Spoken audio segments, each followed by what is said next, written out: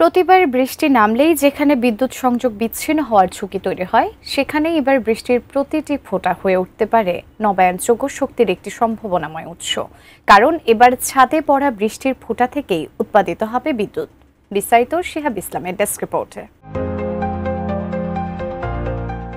যুগে যুগে বৃষ্টি নিয়ে কতই না কাব্য এবং গান রচনা করেছেন লেখকরা, কিন্তু সেই বৃষ্টি এখন হয়ে উঠতে পারে মানবজাতির উন্নতির শিখরে পৌঁছানোর প্রধান ধাপ, বিদ্যুৎ উৎপাদনের গুরুত্বপূর্ণ একটি উৎস, যা শুধু পরিবেশ বিনষ্টকারী পারমাণবিক বা তাপবিদ্যুৎ কেন্দ্রগুলোর বিকল্প নয়, বরং হয়ে উঠতে পারে পরিবেশ বান্ধব সৌরশক্তিরও বিকল্প।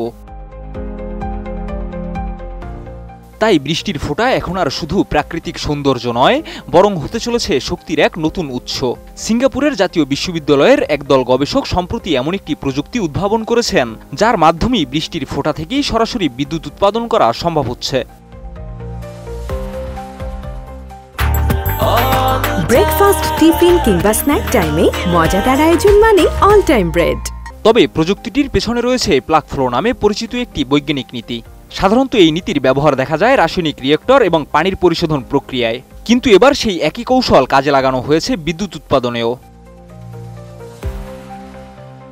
প্রক্রিয়াটি খতিয়ে দেখতে গবেষকরা একটি উলম্ব টিউব ব্যবহার করেন, যেখানে বৃষ্টির ফোঁটার অনুকরণে পানি ফেলা হয়। প্রতিটি ফোঁটার মাঝে একটি ক্ষুদ্র বায়ুর ফাঁকা জায়গা থাকে, যেটি তৈরি করে ধারাবাহিক এবং সুনির্দিষ্ট প্লাগ ফ্লো। আর এই প্রবাহ নিচের দিকে নেমে আসার সময় ফোঁটাগুলোর চার্জ বিচ্ছেদের মাধ্যমে তৈরি হয় বিদ্যুৎ। পরীক্ষামূলকভাবে একটি সাধারণ ডিভাইস ব্যবহার করে ইতিমধ্যে 12টি এলইডি বাতি জ্বালাতে সক্ষম হয়েছে গবেষকরা।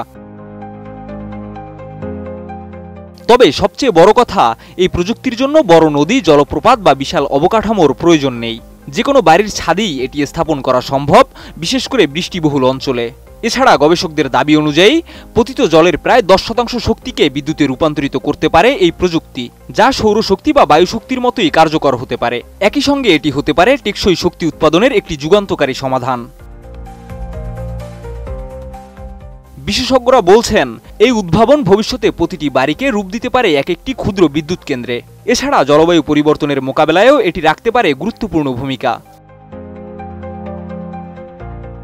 শিহাব ইসলাম, এটিএন নিউজ।